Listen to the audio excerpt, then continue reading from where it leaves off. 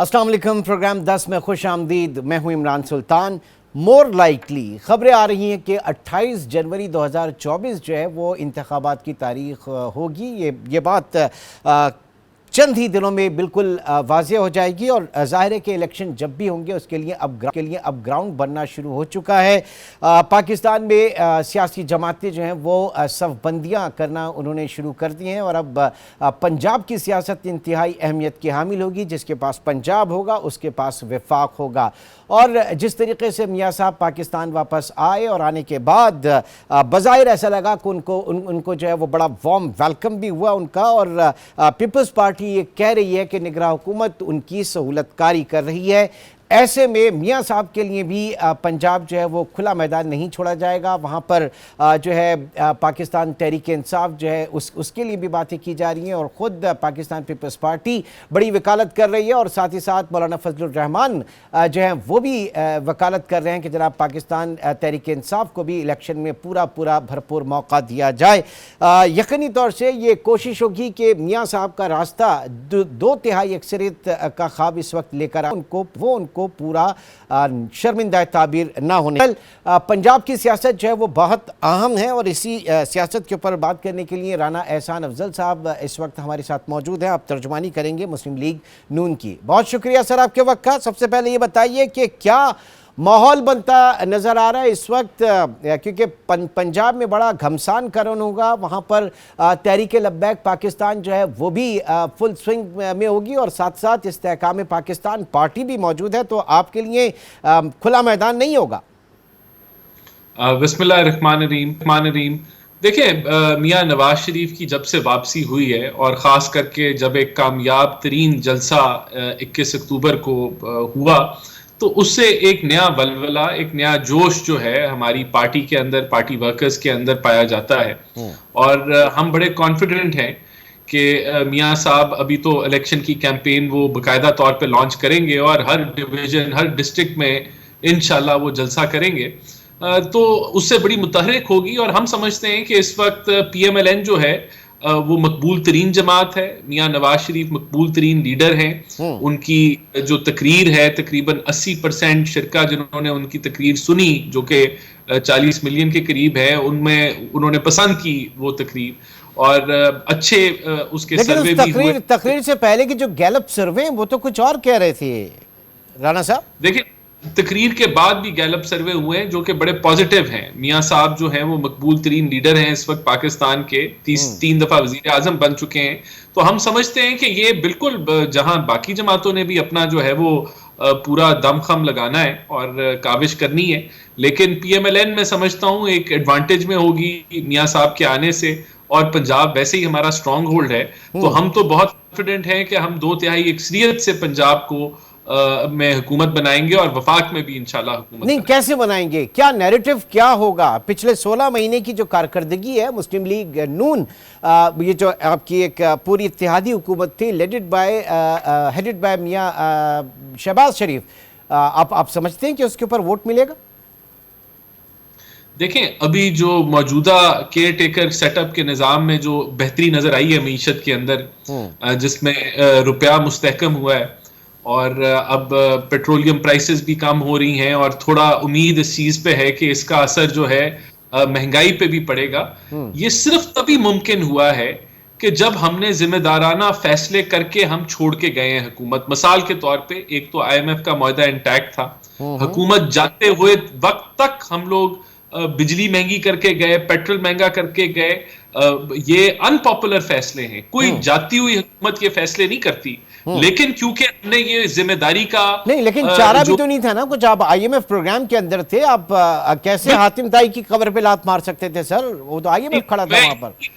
नहीं, हातिम ताई की कब्र पे लात मारी PTI ने जाते हुए मारी, यही सूरत हाल थी। उन्होंने IMF का मुआहदा फाड़ के डस्टबिन में फेंका, बिजली सस्ती की, पेट्रोल सस्ता किया। ये हम भी कर सकते थे। हम भी जाते हुए, अगर हमें कोई एहसास ना होता रियासत पाकिस्तान का, मईशत पाकिस्तान का, तो हम भी पेट्रोल सस्ता कर देते, बिजली सस्ती कर देते, एक फील गुड टेम्परेरी फैक्टर छोड़ के चले जाते। लेकिन आज आप जो बेहतरी देख रहे हैं सिर्फ इसलिए देख रहे हैं कि जो हमने जिम्मेदारी का मुजाहरा किया है IMF के मुआहदे को बकायदा एक चलते हुए दौड़ते हुए हम छोड़ के गए। तो मैं समझता हूं यही चीज हम अवाम को समझाएंगे। आप गैलप सर्वे और दूसरे सर्वेस की बात कर रहे हैं तकरीर के बाद की, लेकिन उस पूरी तकरीर में इलेक्शन का कोई जिक्र नहीं था। लोग तो वहां पर आए हुए थे कि इलेक्शन के हवाले से मियां साहब क्या कहते हैं। नहीं देखें, ये बड़ी तनकीद हो रही है कि मियां साहब ने इलेक्शन का जिक्र नहीं किया। मियां साहब पाकिस्तान इलेक्शन कैंपेन को लीड करने आए हैं, और मियां साहब का जब हम नारा लगाते हैं कि वो चौथी दफा वजीर आजम बनेंगे, तो वो इलेक्शन के बाद ही बनेंगे। तो अभी तो ये देखें, पहली ये कोई आखिरी तकरीर तो नहीं है, ये तो शुरुआत है तकरीरों का सिलसिलों का शुरुआत है। लेकिन कम अज कम सिमत वहीं से तय होनी थी। अच्छा, अभी आपने कहा कि जनाब केयर टेकर गवर्नमेंट जो है वो उसने बड़े अच्छे काम किए और महंगाई में कमी भी हो रही है, सारी चीज़ें हो रही हैं। एक मैं सवाल ये ज़रूर पूछूंगा कि जो administrative measures care taker government को लेने पड़े वो तो मुंतखब हुकूमतों के काम होते हैं। वो आप 3 मरतबा वजीर आजम रहे, आपने क्यों नहीं किए ये तमाम, ये स्मगलिंग आपने क्यों नहीं रोकी, ये डॉलर के जो होल्डर्स थे उनको आप लोगों ने क्यों नहीं पकड़ धकड़ किया? ये तो आप लोगों के करने के काम थे, आई मीन के सियासी मुंतखब सियासी हुकूमतों के करने के काम थे। नहीं देखिए, हमने हमेशा अपने दौर में, आपको याद होगा 13-18 के अंदर हमने चोरी के ऊपर बड़ी सख्त कैंपेन की, गैस चोरी, बिजली चोरी पे, और हमने अपनी रिकवरीज को बेहतर किया था। और इसी तरह देखें, इसके अंदर एक इशू जो मैं समझता हूं पॉलिटिकल पार्टीज के दौरान, जब पॉलिटिकल पार्टीज हुकूमत में होती हैं, जो इशू पाया जाता है कि लॉ इन्फोर्समेंट जो है वो सूबाई मैंडेट है, पुलिस सूबाई मैंडेट है। तो जब मुख्तलिफ सूबों में मुख्तलिफ हुकूमतें होती हैं, तो तब ये, और वो उनका अगर हम वफाक कुछ करना भी चाहे और वो रिस्पांस जो है वो सूबाई हुकूमतें ना दें, तो वो उस हद तक इफेक्टिव नहीं होता। बट तो चले, अच्छी बात यह है कि आइंदा की आने वाली हुकूमत बड़ी अच्छी डायरेक्शन सेट हुई, उनके लिए बहुत आसानियां इस वक्त हो रही हैं। लेकिन केयर टेकर गवर्नमेंट से पाकिस्तान पीपल्स पार्टी जो है वो थोड़ी सी नाला है। वो ये कह रही कि जनाब मियां साहब की सहूलतकारी की जा रही है, और एक कन्विक्टेड शख्स को जिस तरीके से रिसीव किया गया, यहाँ पे उसको एक स्टेट रिसेप्शन दिया गया, इसके ऊपर भी बड़ी बातें हो रही हैं। तो केयर टेकर गवर्नमेंट किस तरह की सहूलतकारी कर रही है आप लोगों के लिए? नहीं देखें, हम तो नहीं समझते, हम समझते हैं कि ये नैरेटिव बिल्डिंग है, ये एक बयानिया पीपल्स पार्टी बना रही है जो तकवीयत नहीं पकड़ेगा। उसकी वजह इलॉजिकल ये बातें हैं। मियां साहब तो पॉलिटिकली विक्टिमाइज हुए। मियां साहब को तो का नाम तो पनामा में नहीं था, उनको एकामा में निकाल दिया गया, मॉनिटरिंग जज बिठाए गए, व्हाट्सएप पे JITs बनाई गई, उनको टारगेट करके उनको जेलों में भेजा गया। तो आज अगर इंसाफ उनको मिल रहा है, तो इसके ऊपर वो कह रहे हैं कि ये क्यों मिल रहा है। और उनको ये मसला ये है कि एक कामयाब जलसा हुआ, हमारे मद्दे मुकाबिल हैं, हमारा कंपटीशन है उनसे। पंजाब में वो अपनी स्पेस बनाने की कोशिश कर रहे हैं, जिसमें वो अब तक नाकाम हुए हैं। सिंध में इंशाल्लाह PMLN घुसने की कोशिश कर रही है और हम कामयाब होंगे उसके अंदर। तो ये सारा एक वो परेशानी लाहक है उनको कि वो इस तरह का ना जलसा कर पाए, ना इस तरह की अभी तक कैंपेन हमारी। पैनामा का तस्करा किया। फॉर योर काइंड इंफॉर्मेशन, 2024 जनवरी में ही ब्रिटिश वर्जिन आइलैंड जो है वो भी अपने बेनिफिशियल ओनर्स के नाम शाया करने जा रहा है। पूरी दुनिया में एक तहलका मचेगा। तो उस वक्त बहुत सारे चीज़ें जो है उसके लिए भी हमारे मुल्क के जो साहिब सरवत और दौलतमंद अफराद हैं, चाहे उनका ताल्लुक ब्यूरोक्रेसी से हो, सियासत से हो, या किसी और इदारे से हो, उन सबको भी ज़रा कान खड़े रखने चाहिए। आगे बढ़ता हूं, ये बताइए कि इस वक्त मौलाना साहब बात कर रहे हैं पाकिस्तान पीपल्स पार्टी, पाकिस्तान तहरीक इंसाफ के लिए, उनकी लेवल प्लेइंग फील्ड के लिए। पहले तो अपनी लेवल प्लेइंग फील्ड के लिए बात हो रही थी, अब PTI के लिए भी बात हो रही है। ऐसा क्या हो रहा है?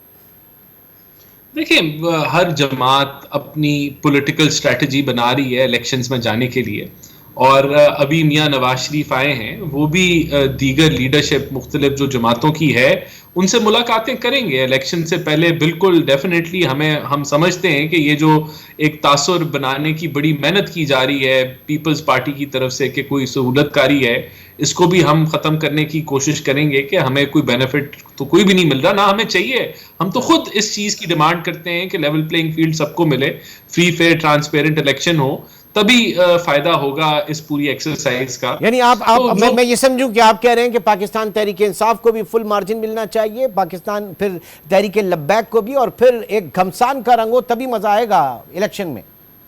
नहीं देखें, जो PTI है पाकिस्तान तहरीक इंसाफ, उनके पास तो बहुत अच्छी ऑप्शन मौजूद थी। देखें, वो नेशनल असेंबली में ऑपोजिशन का रोल अदा करते, केपी हुकूमत को चलाते, पंजाब हुकूमत को चलाते। ये जमहूरी रास्ता था, हाँ, ये नहीं लेकिन अपनाते। अभी भी तो होगा ना, अगर अगर पीटीआई को इजाजत मिलती है तो जमहूरी रास्ता तो अभी भी है। नहीं नहीं नहीं, मैं वही आपको बता रहा हूं कि ये उनके पास रास्ता मौजूद था, ये रास्ता उन्होंने इख्तियार नहीं किया। उन्होंने क्या रास्ता इख्तियार किया? उन्होंने मीर जाफर, मीर सादिक के नारे लगाए, उन्होंने आलमी सर आगे बढ़े ना, आगे बढ़े तो मतलब 2024 में उनके पास ऑप्शन नहीं होनी चाहिए। अगर पीटीआई का कोई वोटर सपोर्टर है तो क्या आप क्या समझते हैं कि उसको साइडलाइन कर देना चाहिए या पीटीआई को बिल्कुल मौका मिलना चाहिए? नहीं, मैं देखिए, मेरी अगर बात मैं फौरन मुकम्मल कर लेता हूं। जो उन्होंने नारे लगाए, जो सियासत उन्होंने नफरत के बीज बोए, उसकी वजह से 9 मई का वाकया हुआ। आज वो अपने अमाल की वजह से कानूनी कार्रवाइयां भुगत रही है। वो भुगते सर, वो भुगते राणा साहब, वो भुगते जिनको भुगतना है, जिन्होंने गलत किया वो यकीनन भुगते, लेकिन सबने तो नहीं किया ना। जो बाकी बची कुची पीटीआई है, उसको इजाजत होनी चाहिए, जो इन चीजों में इन्वॉल्व नहीं थी। इसमें तो कोई शक नहीं है। बाकी जो लोग इस तर्ज में या इस तर्ज की सियासत में नफरत फैलाने में इन्वॉल्व नहीं थे, तो उनको तो हम कभी भी नहीं कहा। जो जिन्होंने कानून हाथ में नहीं लिया, वो उनके लिए मैदान ओपन होना चाहिए। ठीक है जी, बहुत बहुत शुक्रिया। राना एहसान अफजल साहब, रहनुमा मुस्लिम लीग नून, इस वक्त हमारे साथ मौजूद थे और सियासत पे आने वाले दिनों में जनवरी 2024 में जो इलेक्शन होने जा रहे हैं उसके हवाले से मुस्लिम लीग नून जो है वो भी अब बड़ा खम ठोक के मैदान में आएगी, इसी हवाले से वो बात कर रहे थे। आगे बढ़ते हैं ब्रेक की तरफ, और ब्रेक के बाद हम बात करेंगे पाकिस्तान में इस वक्त शरह तबादला के हवाले से, डॉलर के हवाले से, जो पिछले एक महीने जो है वो धड़ाधड़ गिरा, लेकिन अब काफ़ी हद तक ये समझा जा रहा है कि एक स्टेबल पोजीशन पर आ गया है। ऐसा क्यों है ये जानेंगे। CEO top line securities Mohammad Suhail हमारे साथ मौजूद होंगे एक छोटे से ब्रेक के बाद।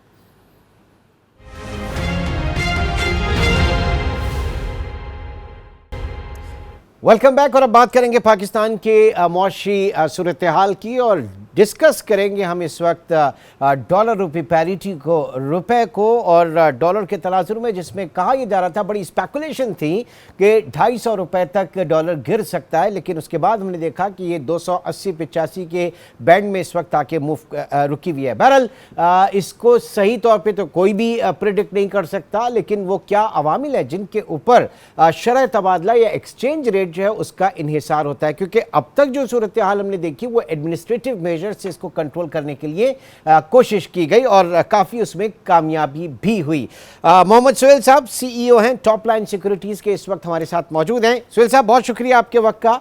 सबसे पहले तो ये जानना चाहेंगे कि ये जो एडमिनिस्ट्रेटिव मेजर्स हुकूमत की तरफ से लिए गए, डॉलर की होल्डिंग के अंदर जो लोग इन्वॉल्व थे, इसकी होल्डिंग में जो लोग इन्वॉल्व थे, जो स्मगलिंग में इन्वॉल्व थे, न सिर्फ लोग बल्कि जो मनी चेंजर्स जो हैं उनके खिलाफ भी कार्रवाइयाँ हुई। बहरहाल ये कोई अल्टीमेट सोल्यूशन नहीं था और लॉन्ग टर्म सोल्यूशन नहीं था। तो एक्सचेंज रेट असल में किन चीज़ों के ऊपर उसका इन्हिसार होता है? अगर रुपए को तगड़ा करना है तो किन चीज़ों के ऊपर जो है उनका इन्हिसार होगा? सुहेल साहब। बिस्मिल्लाहिर्रहमानिर्रहीम। थैंक यू इमरान साहब। देखिए, आपने बैकग्राउंड बता दिया कि क्या हुआ है करेंसी के साथ, और जो सबसे इम्पोर्टेंट चीज़ है कि ये एडमिनिस्ट्रेटिव मेजर्स हैं, मगर मैं तो इसको कहूँगा कि कानून की कंप्लाइंस है। एक कानून है पाकिस्तान में जिसमें हर एक आदमी डॉलर ख़रीद नहीं सकता, जिसमें अनऑफिशियल मार्केट, ब्लैक मार्केट में स्मगलर डॉलर खरीद नहीं सकता, स्मगलिंग वैसे ही अलाउ नहीं है। तो आई थिंक ये तो कंप्लायंस ऑफ लॉ तो होनी चाहिए। इसका नाम आप क्रैकडाउन दें या उसका नाम आप एडमिनिस्ट्रेटिव मेजर दे दें। और पाकिस्तान के तनाव में ये बहुत बड़ा स्टेप है, क्योंकि बहुत बड़ी अमाउंट, कोई 7-8 billion dollar Afghan transit trade है और बहुत बड़ी अमाउंट जो है स्मगलिंग की भी है। तो इसका फाइनेंशियल इम्पैक्ट ज़रूर है, शॉर्ट टर्म में भी है, मीडियम टर्म में भी है, लॉन्ग टर्म में भी है। जहाँ तक आपका ये है कि 250 हो जाएगा, आप देखेंगे स्पेकुलेशन तो सब कर सकते हैं। वो तो हम चाहेंगे भी, वो हम यहाँ पर नहीं आपसे डिस्कस कर रहे हैं कि कहाँ तक जाएगा, और ये कोई फेयर कमेंट भी नहीं होगा। मैं ये जानना चाह रहा था कि इसके अलावा किन चीज़ों के ऊपर इन्हिसार है? अगर डॉलर दोबारा तगड़ा हो रहा है तो हमारे यहाँ फिस्कल साइड पे क्या ऐसी चीज़ें हैं कि जिनके ऊपर फोकस किया जाना चाहिए, जिनकी वजह से अब सूरत हाल बदलती हुई नजर आ रही है? जी देखिए, मेरे ख्याल में तगड़ा तो नहीं हो रहा, डॉलर हुआ है 280, 278, 282 पे। दूसरी जानिब हमें ये नहीं भूलना चाहिए दो चीज़, कि डॉलर इटसेल्फ भी बहुत स्ट्रांग हो रहा है। अगर डॉलर इंडेक्स देखें वो भी रिकॉर्ड हाई पे है, डॉलर वर्सेस पाउंड देखें, डॉलर वर्सेस यूरो देखें, डॉलर वर्सेस दूसरी करेंसीज देखें, तो जब हमारी करेंसी अगर रुक गई है या थोड़ी सी गिरी है तो उसका रीज़न ये भी है कि दुनिया में डॉलर भी बड़ा स्ट्रांग हो रहा है, क्योंकि अमेरिका में इंटरेस्ट रेट 5% से ज़्यादा हो गए। मगर सबसे इम्पोर्टेंट जो पाकिस्तान के लिए फंडामेंटली फैक्टर है वो है कि एफएक्स फॉरेन एक्सचेंज रिजर्व्स बढ़ जाएं। अभी भी foreign exchange reserve 7-8 billion dollar हैं। तो आपके सवाल पे मैं आ रहा हूँ कि अगर इसको सस्टेनेबल स्टेबिलिटी चाहिए, देखें रुपए का बहुत ज़्यादा स्ट्रांग होना भी अच्छी बात नहीं है। मेरे हिसाब से रुपए को स्टेबल होना चाहिए, स्ट्रांग बहुत ज़्यादा वीक भी नहीं होना चाहिए, और उसके लिए पाकिस्तान को कम से कम 3 महीने का इंपोर्ट कवर होना चाहिए। आज पाकिस्तान का इंपोर्ट कवर जो है वो मुश्किल 1.5-2 महीने है। तो जब तक ये रिजर्व लेवल 12 से 15 बिलियन डॉलर नहीं होंगे, ये जो थ्रेट है करेंसी पे या जो करेंसी का रिस्क है वो पाकिस्तान में रहेगा। अच्छा, ये कहा जाता है कि वीकर रुपए जो है वो सपोर्ट करेगा हमारी एक्सपोर्ट्स को, लेकिन उसमें फिर और बहुत सारे कंपोनेंट शामिल हो जाते हैं, आपका इंटरेस्ट रेट शामिल हो जाता है और दीगर चीज़ें जिनकी वजह से आपकी इंपोर्ट्स जो है वो महंगी हो जाती हैं। तो ये डोमेस्टिक इकॉनमी तो इस वक्त चाहे वो इन्फ्लेशन के अंडर दबी हुई है, फिर वो पॉलिसी रेट के अंदर दबी हुई है, स्पेस नज़र नहीं आ रही कहीं पे, चाहे वो मॉनेटरी साइड पे हो या वो फिस्कल साइड पे हो। देखिए इमरान साहब, ये बहस बड़ी लंबी है, मगर ये चूजिंग बिटवीन द इविल है। या तो हम करेंसी को एडजस्ट कर दें और सब्सिडीज को हटा दें, एक ये तरीका है, और दूसरा तरीका है कि हम करेंसी को एडजस्ट ना करें और सब्सिडी देते रहें। तो जो पहला वाला तरीका है वो बेहतर तरीका है कि हम कोई सब्सिडी ना दें। अगर एक्सपोर्टर कॉम्पिटिटिव होगा तो वो एक्सपोर्ट करेगा। आज बांग्लादेश में भी जो है गैस की शॉर्टेज है, आज बांग्लादेश में भी गैस की कीमत बढ़ गई, मगर वो कम्पेटिटिव हैं। तो मेरे ख्याल में प्राइस डिस्टॉर्शंस नहीं होनी चाहिए। दूसरा जो आपने कहा कि इकोनॉमी की बात की, मेरे ख्याल में तो इकोनॉमी में साइंस ऑफ ग्रेजुअल रिवाइवल है। अगर 4-5 में इंडिकेटर आपको बताऊं, पावर जनरेशन इस क्वार्टर 7% बढ़ी है, सीमेंट की सेल्स काफ़ी अर्से के बाद बढ़ना शुरू हुई है, गाड़ियों की सेल बढ़ना शुरू हुई है, एग्रीकल्चर आउटपुट इस दफ़ा बहुत अच्छा है क्योंकि पिछले साल फ्लड आया था। तो बज़ाहिर तो लग रहा है कि इकोनॉमिक रिकवरी हो रही है ग्रेजुअल। तो मेरे ख्याल में पाकिस्तान जैसा मुल्क जिसमें बूम बस्ट साइकिल बहुत देखे हों, उसमें ग्रेजुअल रिकवरी ही होना चाहिए। मगर अभी भी सबसे बड़ा रिस्क, जिस तरह मैंने आपको कहा, इकोनॉमी के लिए ये है कि पाकिस्तान के फॉरेन एक्सचेंज रिजर्व्स बहुत कम हैं और पाकिस्तान को आगे जो डॉलर में डेट रीपेमेंट करनी है वो बहुत ज़्यादा है। बट साइंस ऑफ रिकवरी नज़र आ रही है, जिसका हमने अंदाज़ा देखा है कि इंटरेस्ट रेट भी गिरे हैं, सेकेंडरी मार्केट में स्टॉक मार्केट बढ़ रही है, और सबसे इम्पोर्टेंट ये है कि जो $80 का कुछ हफ्ते पहले, 1-2 हफ्ते पहले आपका बॉन्ड होता था पाकिस्तान डॉलर बॉन्ड 2024, वो $90-91 हो गया है।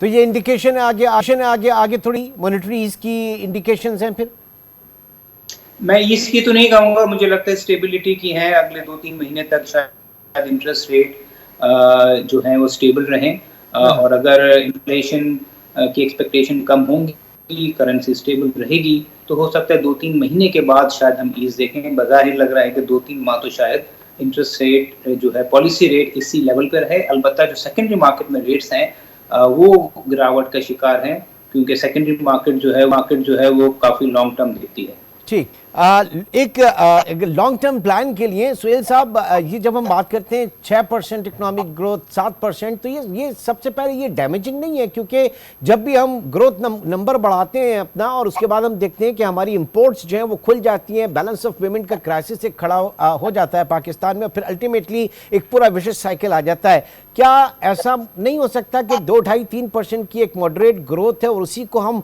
अगले 5-10 साल के लिए आगे लेकर चलें था और पीछे हम यहाँ पर इंपोर्ट सब्स्टिट्यूशन के ऊपर काम करें, तो ये एक वाइज चॉइस नहीं होगी? बज़ाहिर तो यही लग रहा है कि पाकिस्तान को एक सस्टेनेबल और मॉडरेट ग्रोथ की तरफ जाना चाहिए, जो आपने कहा मे बी 3 से 4%। पर इसका सबसे बड़ा दारोमदार है पाकिस्तान की डेट रीपेमेंट पे। पाकिस्तान के लिए कोई हल नहीं है। हम तो पिछले काफ़ी सालों से इस पर काफ़ी रिपोर्ट्स की हैं और मैं उम्मीद करता हूँ कि केयरटेकर गवर्नमेंट काम शुरू कर देगी कि पाकिस्तान का जो 2 ममालिक से डेट है, चाइना और सऊदी अरेबिया से, वो एक मेजर पोर्शन है जो 20-22 बिलियन डॉलर हर साल पाकिस्तान को पे करने हैं अगले 2-3 साल। उसमें से कोई 60-65% तो ये 2 ममालिक का है। तो अगर ये केयरटेकर गवर्नमेंट ही बातचीत शुरू कर दे, फिर आने वाली गवर्नमेंट उसको आगे बात को ले जाए कि इन दोनों ममालिक से आपको अपने ताल्लुकात की बेस पे उनका जो डेट रीपेमेंट है उसको डेफर कराना पड़ेगा। तो पाकिस्तान के केस में डेट रीस्केड्यूलिंग की जो बात हम करते हैं वो ज़रा आसान होगी, क्योंकि बहुत सारे लेंडर नहीं है, यूरो बॉन्ड बहुत ज़्यादा नहीं है, कमर्शियल लोन बहुत ज़्यादा नहीं है। अगर ये दो मुल्क सिर्फ पाकिस्तान के डेट को 5 साल या 10 साल के लिए डेफर कर दें, तो फिर हम 2-3 से निकल के शायद 4-5% की जीडीपी ग्रोथ की तरफ जाएं। इसके साथ साथ पाकिस्तान को बहुत सख्त रिफॉर्म करने पड़ेंगे, नया IMF प्रोग्राम लेना पड़ेगा। तो ये जब भी मुमकिन हो सकता है कि जब पाकिस्तान का जो डॉलर डेट रीपेमेंट है वो डेफर हो।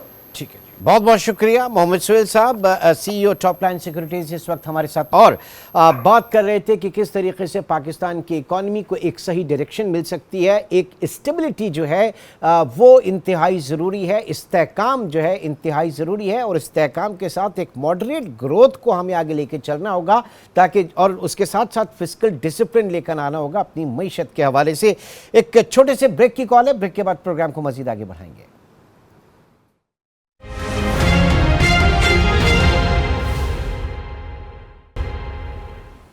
Welcome back. एक तहकीक के मुताबिक इस वक्त रुए ज़मीन पर सिर्फ 5% ओनली 0.5% मीठा और काबिल इस्तेमाल पानी मौजूद है। सिर्फ तकरीबन कुछ 2 अरब के करीब दुनिया में इंसान ऐसे हैं कि जिन्हें पीने का साफ़ पानी मैसर नहीं। पाकिस्तान की बात करें तो पाकिस्तान में 6 करोड़ 30 लाख अफराद ऐसे हैं जिनके पास पीने का साफ़ पानी जो है जिन्हें मैसर नहीं। इतनी ख़तरनाक ये सूरत हाल है, और ऐसी सूरत हाल में जो हमारे पास रिसोर्सेज हैं, क्योंकि जब हम शहरों की बात करते हैं, कराची की अगर मैं बात करूँ खाली, तो हमारा यहाँ पर जो निकासी आब और पानी की सप्लाई की जो लाइनें हैं वो इतनी बोसीदा है कि जा बजा जो टैप वाटर है, नलकों में भी गंदा पानी आता है, और फिर लोगों के पास एक टैंकर एक वाहिद रिसोर्स बचता है, या फिर RO प्लांट्स, और इन टैंकर्स और RO प्लांट्स का भी जो पानी है वो इंतहाई आलूदा होता है, जिससे तरह तरह की बीमारियां जन्म लेती हैं, जिस्मानी बीमारियां और जल्दी अमराज।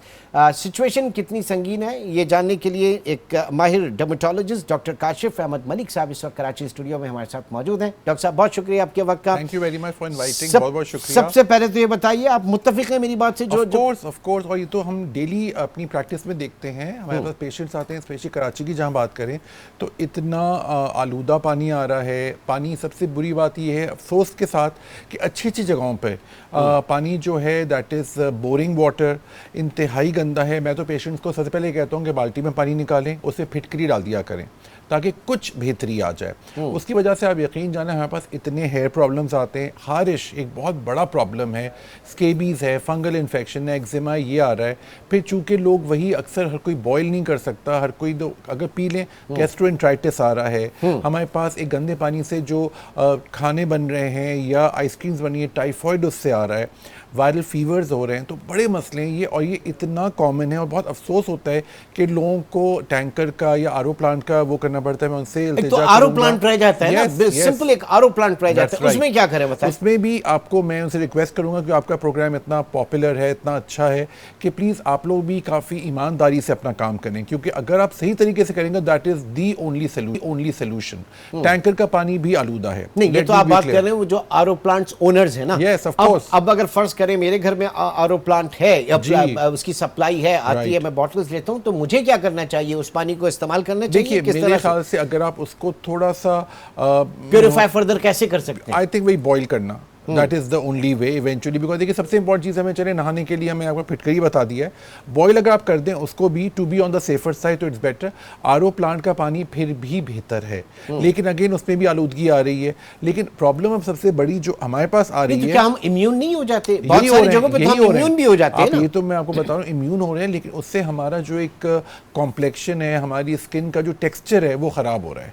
अब क्या हो रहा है, अब देखिए सर्दी आने वाली है, अब उसके अंदर बहुत ज़्यादा पानी का इस्तेमाल की वजह से स्किन बहुत ज़्यादा ड्राई हो रही है, ज़ीरोसिस हो रहा है, उसके अंदर आपको एक्जिमा हो सकता है, फंगल इन्फेक्शन हो सकता है, डैंड्रफ बहुत कॉमनली आ रहा है हमारे पास इसी पानी की वजह से, क्योंकि पानी इस कदर हार्ड होता है। हार्ड वाटर मैं कहूँगा इसको कि हार्ड वाटर है। इसके अंदर जो वो आपके जो मल्टीनेशनल कंपनीज जो है सर वो पैसा बना रही है, मतलब इस अपॉर्चुनिटी के ऊपर। देखिए ना, आप एक से एक शैम्पू उठा के देख लें, वो डैंड्रफ के हवाले से बॉटल्स, मिनरल वाटर बॉटल्स उठा के देख लें, सब पाकिस्तान के अंदर इसीलिए कमा रहे हैं कि एक हमारे यहाँ बेसिक नीड की जो चीज़ है वही सही नहीं है, दैट्स वेरी सैड। और ऑफ कोर्स आपने बिल्कुल सही कहा, पूरी दुनिया में प्रॉब्लम हो रहा है, लेकिन हर जगह फिल्टर होता है, थोड़ा सा जेन्युइन पानी भी फराहम कर रहे हैं वो। एक जनरल आपको पता है ग्लोबल वार्मिंग हो रही है, पूरा आपको पता है कि सारा पानी का रिसोर्सेज खत्म हो रहे हैं, बट जो भी है आप उनको तो इस्तेमाल करो सही से। तो हमारा यही कहना होता है कि थोड़ा सा इसमें एक्स्ट्रा एफर्ट लगाना पड़ता है खुद को भी, और आप जब पानी लें तो आप उसको भी लेबल्स चेक कर लें, उसकी इंग्रेडिएंट्स चेक कर लें। थोड़ा सा ये भी तो है ना कि हर कोई खास लेबल है उसी का लेंगे, उसको भी थोड़ा सा रीचेक करें। लेकिन सर डॉक्टर साहब, जहाँ पे मैं मल्टीनेशनल कंपनीज की बात कर रहा हूँ, वहाँ मैं आपकी तरफ भी आ जाता हूँ ना, तो आप लोगों की जो क्लिनिक्स हैं बहुत महंगे क्लिनिक्स हैं, आपकी कंसल्टेशन बड़ी महंगी है, सबकी दुकानें माशाल्लाह चल रही है। I would not agree with you। देखिए हम अगर डॉक्टरी उसमें चले जाएं, देखिए बहुत सी जगहों पे जो है वो फॉर्मूलाज वगैरह नहीं मिलते और इसी के ऊपर जो है वो जेनेरिक उसमें नहीं होता और ये कमाई होती है सारी।